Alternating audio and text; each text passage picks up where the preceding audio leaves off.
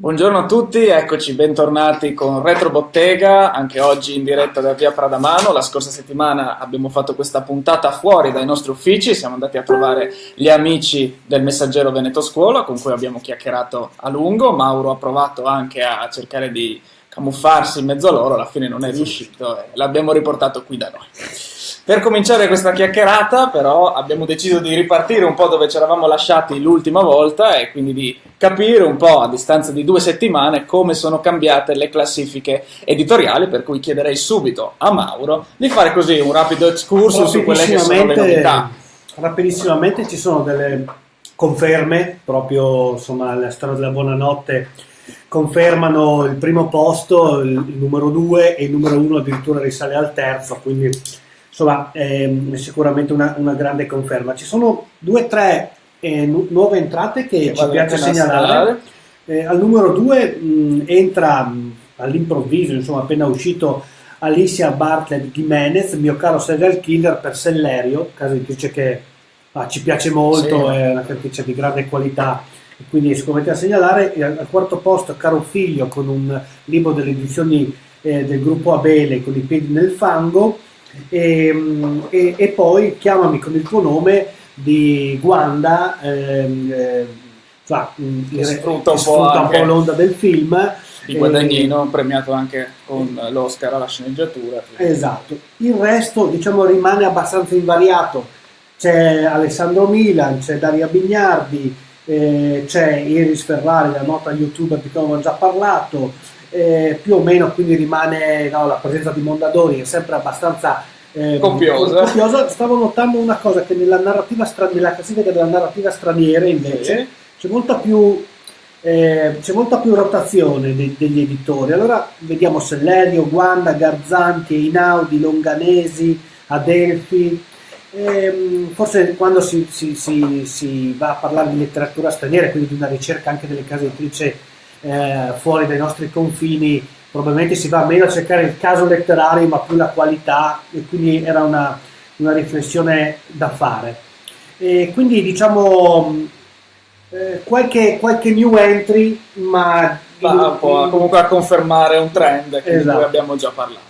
Tra l'altro ieri non ci siamo concentrati nell'analizzare soltanto le classifiche, ma abbiamo deciso entrambi, come facciamo sempre un po' la domenica, di comprare alcuni giornali che parlano di lettura, di cultura in generale, e abbiamo scelto 2 cose su cui focalizzarci, una a testa. Comincio io, perché ieri sulla lettura, proprio le prime pagine della lettura sono dedicate a un bellissimo, seppur molto amaro, reportage di Teresa Ciabatti, che parte da quello che sarà il prossimo film di uno forse dei registi italiani emergenti, e dico emergenti perché al 4º film ormai già noti e già amati dal pubblico italiano, che è Edoardo De Angelis.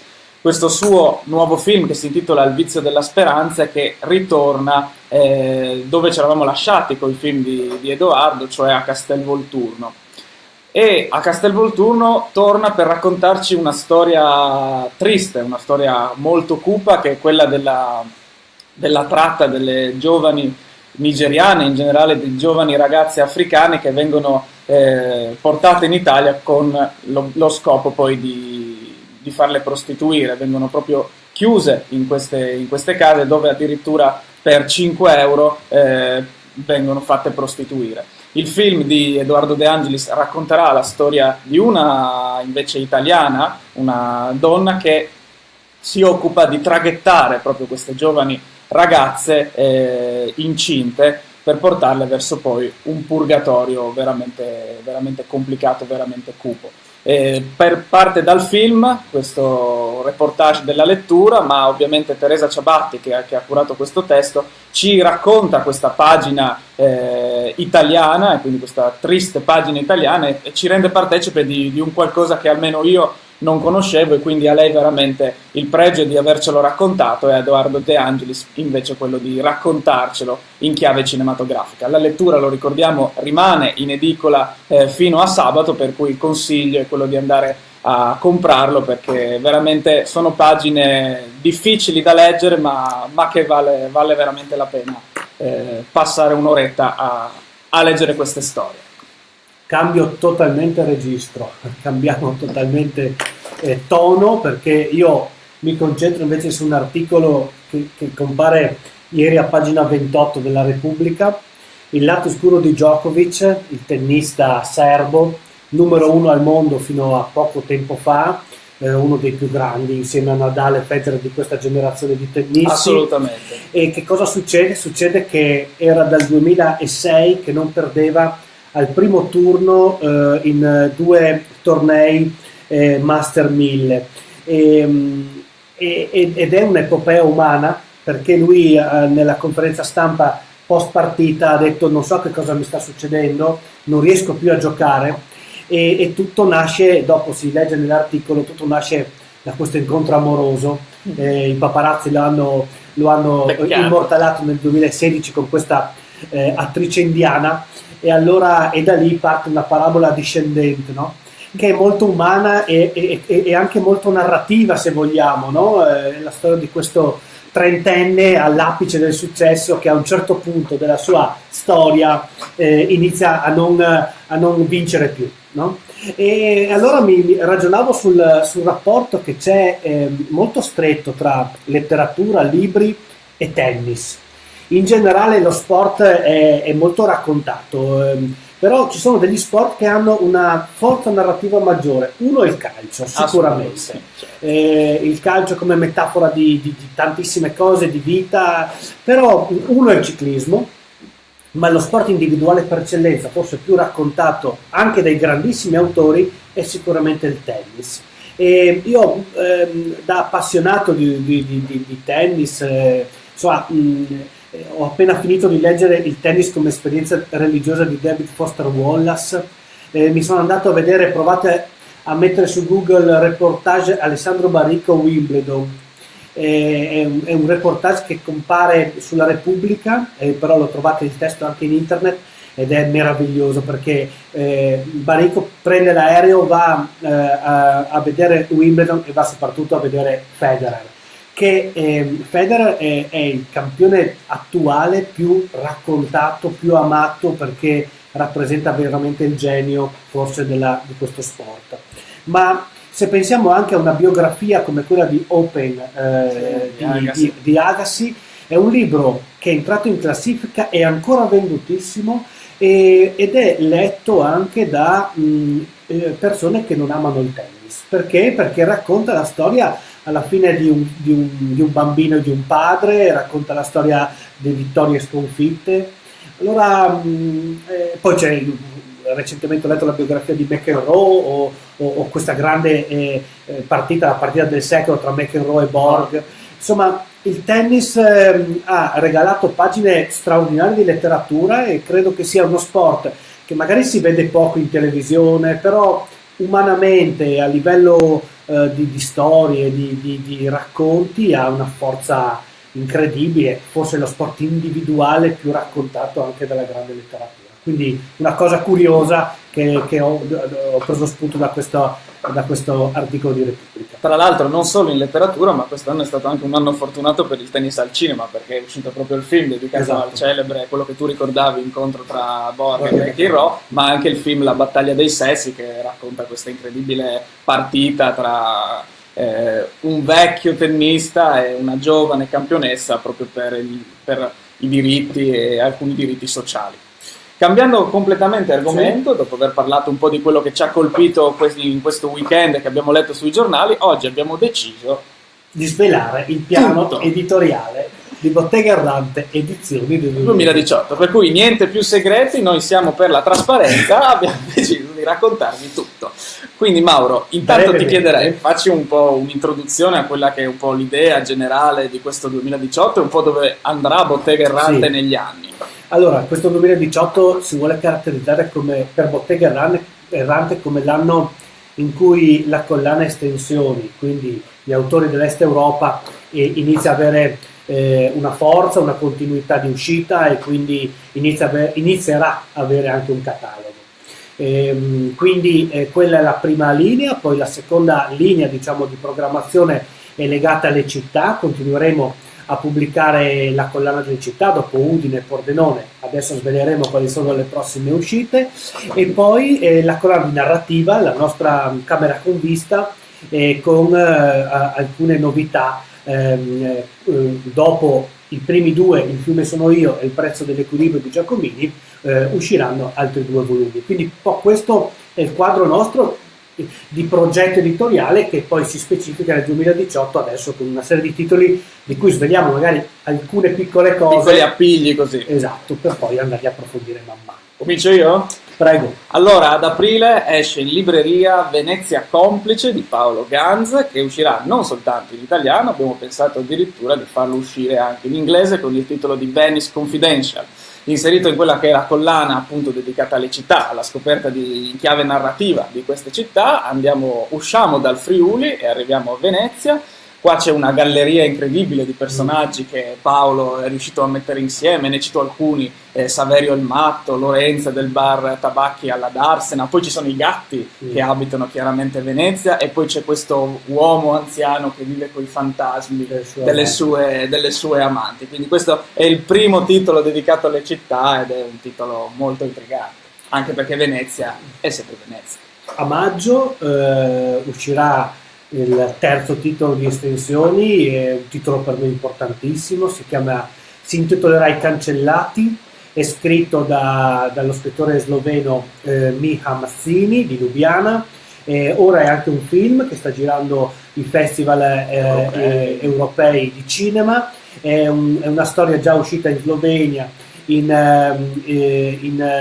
Serbia e in Macedonia, e adesso noi portiamo in Italia. È la storia incredibile di questa donna che nel 1992 va a partorire all'ospedale di Lubiana e si trova fuori da tutti i sistemi informatici. Non viene riconosciuta dall'anagrafe, ed è il destino che hanno avuto più di 25.000 persone nel passaggio dalla Jugoslavia alla Repubblica Slovena. Una storia incredibile, piena di tensione, su una storia vera che ci fa molto riflettere su che cosa anche è l'identità, su che cosa sono stati quegli anni in quegli stati dei Balcani.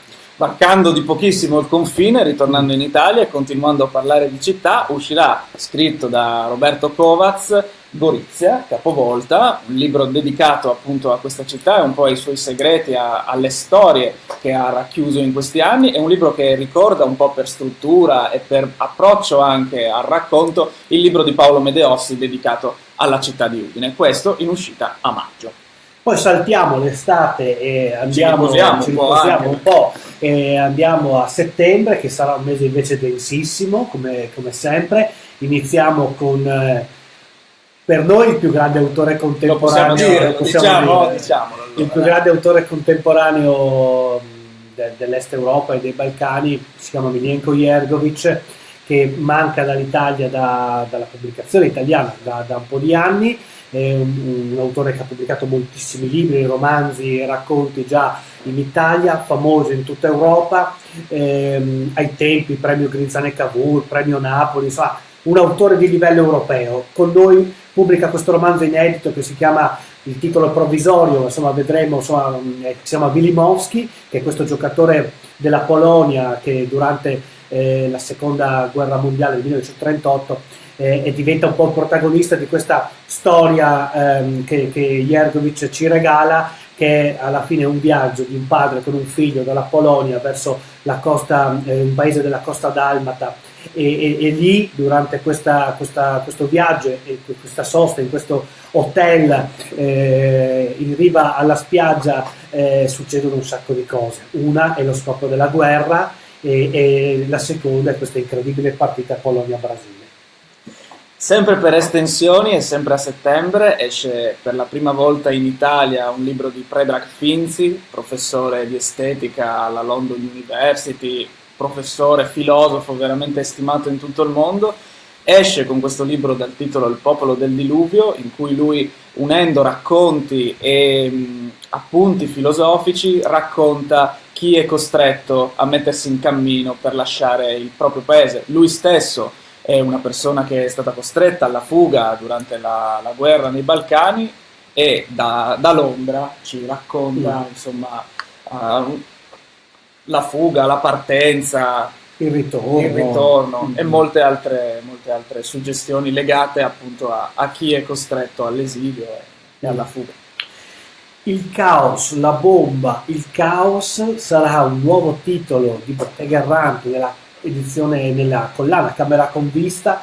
È un esordio, è il secondo esordio del 2018 dopo Alessandro Tasinato, quindi insomma una voce nuova.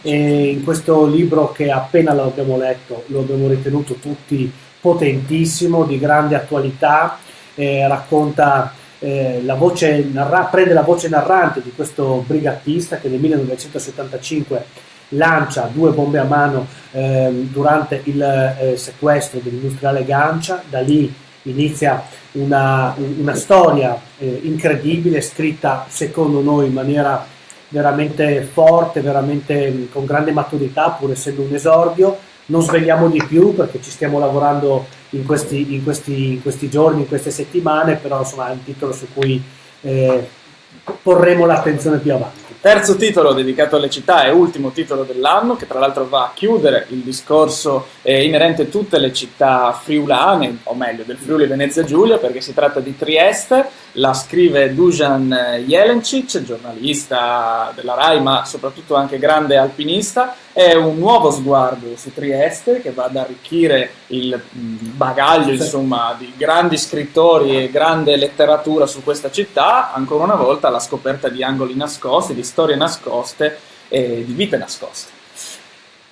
Un'altra grande uscita a cui ci teniamo sempre particolarmente, perché uscirà il nuovo libro di Angelo Floramo.